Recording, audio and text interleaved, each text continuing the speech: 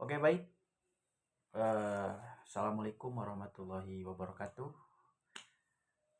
Perkenalkan, nama saya Respi Malik Abdul Aziz. Selamat datang di video ini. Pada kesempatan kali ini, saya akan berbicara tentang perjalanan kepribadian saya. Barangkali teman-teman ada yang mau mendengarkan kepribadian saya akan bercerita sekarang.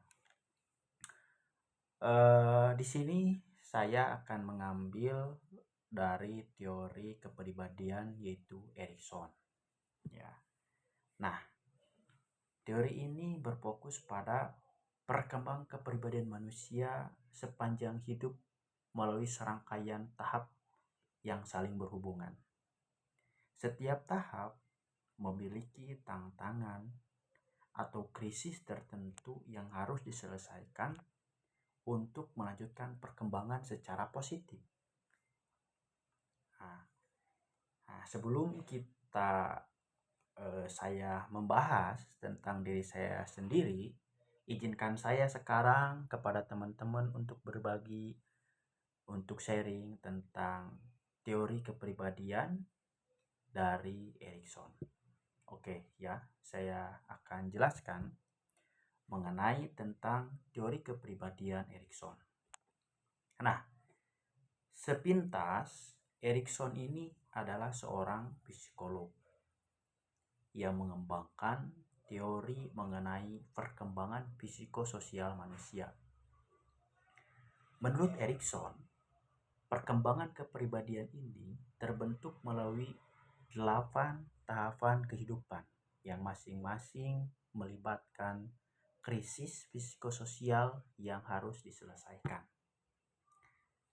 Nah, setiap krisis ini berfokus pada hubungan sosial dengan orang lain dan bagaimana kita menanggapi tantangan dalam kehidupan kita. Oke, kita akan jelaskan 8 tahapan yang dicetuskan oleh Erikson. Oke, kita bahas 8 tahapan itu. Barangkali di sini ada teman-teman yang masuk ke 8 tahapan itu ya. Di 8 tahapan itu dari 0 sampai 65 tahun ke atas. Ini ada di 8 tahapan ini. Kita bahas yang pertama. Tahapan pertama itu 0 sampai 1 tahun.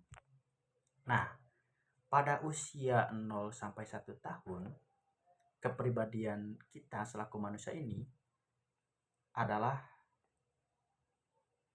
dikrisiskan oleh kepercayaan versus ketidakpercayaan. Ya. Jadi 0 sampai 1 tahun ini kita lahir ke dunia sampai usia 1 tahun, di kepribadian kita itu ada kepercayaan versus ketidakpercayaan. Nah, apakah kita bisa mempercayai orang tua?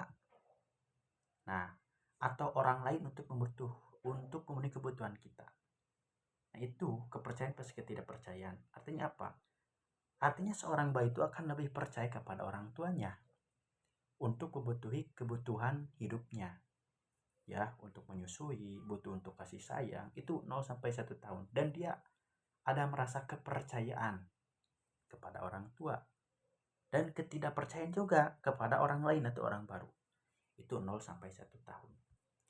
Kemudian yang kedua itu ada usia 1 sampai 3 tahun. Nah, ini tahap kedua ini usia 1 sampai 3 tahun. Nah, pada tahap usia 1 sampai 3 tahun ini kita itu dihadapi dengan otonomi versus rasa malu dan keraguan. Ya, otonomi dan vs rasa malu dan keraguan. Apakah kita belajar mandiri atau merasa ragu terhadap kemampuan kita? Contoh, kita mulai belajar mengangkat, kita mulai belajar berjalan, kita mulai belajar berbicara. Nah, itu apakah kita itu merasa mampu mengambil inisiatif untuk bertindak ya mandiri, ataukah kita merasa ragu? Aduh, ragu, takut jatuh, misalkan usia 1 sampai 3 tahun itu waktu belajar seperti itu. Nah, kemudian yang ketiga usia 3 sampai 6 tahun. Nah, pada usia 3 sampai 6 tahun ini itu dihadapi dengan inisiatif versus rasa bersalah. Nah, pada tahap ini kita merasa mampu mengambil inisiatif. Ya, pada usia 3 sampai 6 tahun, wah kita harus inisiatif, harus melakukan ini. Tapi di samping sisi, ataukah kita merasa bersalah ketika kita melakukan sesuatu? Nah, ini usia 3 sampai 6 tahun. Kemudian tahap keempat itu usia 6 sampai 12 tahun. Ya. Nah, kalau 6 sampai 12 tahun ini masuk pada industri versus inferioritas.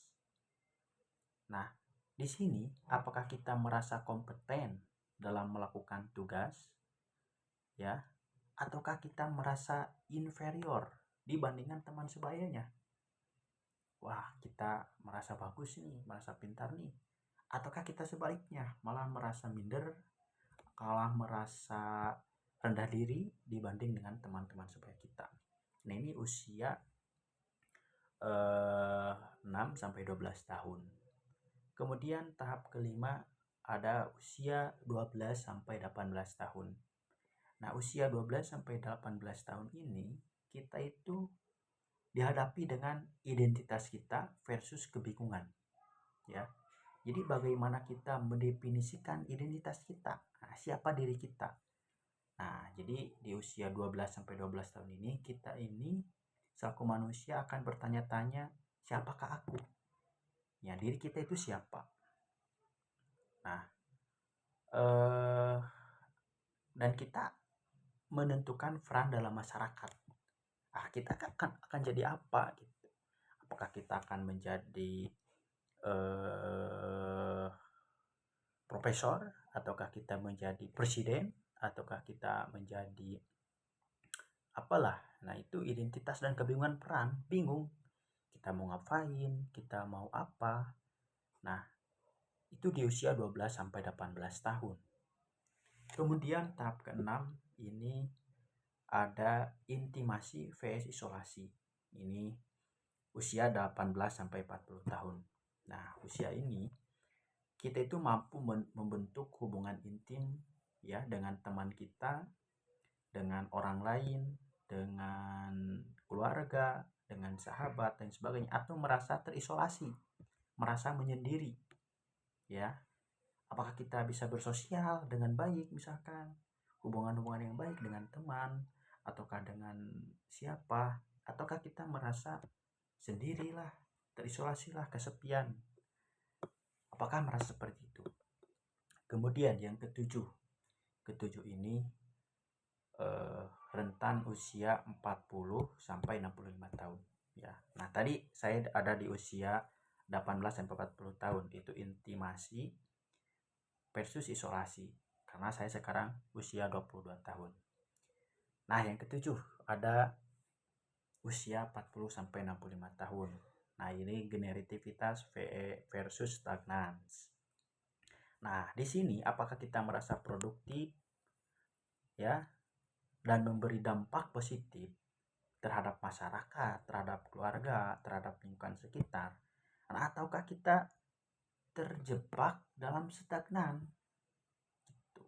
Nah, ini usia 40 sampai 65 tahun kita akan dihadapi kebingungan yang seperti itu. Kemudian usia tahap ke-8 ada 65 tahun ke atas. Nah, ini orang-orang yang 65 tahun ke atas ya, udah lansia ya, udah lanjut usia. Ini dihadapi dengan dua, integritas versus keputusasaan. Apakah kita akan merasa berintegritas di masa 65 tahun itu, ataukah kita merasa keputusasaan karena dengan kenyataan kehidupan kita yang gini-gini aja gitu. Nah, akan merasa puas dengan kehidupan yang kita jalani, ataukah kita merasa penyesalan ya selama sebelum 65 tahun itu, wah saya menyesal ini, ataukah kita merasa puas. Nah, itu usia 65 tahun ke atas. Oke ya, tadi saya sudah menjelaskan teori Erikson. Di sini saya akan menganalisis dari saya sendiri. Nah, di sini saya berada di tahap usia 18 sampai 45 tahun, ya tahap ke-6 tadi dijelaskan intimasi vs isolasi, di mana kita mampu membentuk hubungan intim atau merasa terisolasi. Nah, sekarang saya berada di tahap intimasi versus isolasi, di mana saya mulai menghadapi tantangan dalam membangun hubungan yang mendalam dan intim dengan orang lain. Saya merasa penting untuk memiliki koneksi emosional yang sehat, baik dalam hubungan pribadi maupun dalam persahabatan. Namun, ada kalanya saya merasa cemas atau takut akan keterikatan. Dan hal ini sering membuat saya menarik diri dan merasa terisolasi. Namun, saya juga belajar untuk berkomunikasi lebih terbuka dan menjaga hubungan yang sehat dengan orang-orang terdekat. Dalam tahap ini, saya sadar bahwa membangun kepercayaan dan kedekatan adalah bagian penting dari kepribadian diri saya. Untuk lebih memahami bagaimana teori ini bekerja dalam kehidupan nyata, saya akan memberi contoh pengalaman saya. Pada tahap kepercayaan versus ketidakpercayaan, saya pernah merasa kesulitan untuk mempercayai orang lain karena pengalaman masa kecil saya yang kurang mendapat perhatian dari orang tua. Namun seiring bertumbuh, saya belajar untuk lebih terbuka dan memberikan kesempatan kepada orang lain untuk membangun hubungan yang sehat. Bukan hal yang mudah, tetapi dengan usaha dan kesadaran, saya bisa belajar untuk mempercayai orang lain. Kita beri lagi contoh kedua, pada tahap industri vs versus inferioritas. Saya pernah merasa tidak kompeten dibandingkan dengan teman-teman sebaya. Mereka tampak lebih sukses dalam berbagai hal, sedangkan saya merasa tertinggal. Namun saya mencoba untuk fokus pada kekuatan dan minat saya, dan perlahan saya belajar untuk menerima dan menghargai diri sendiri.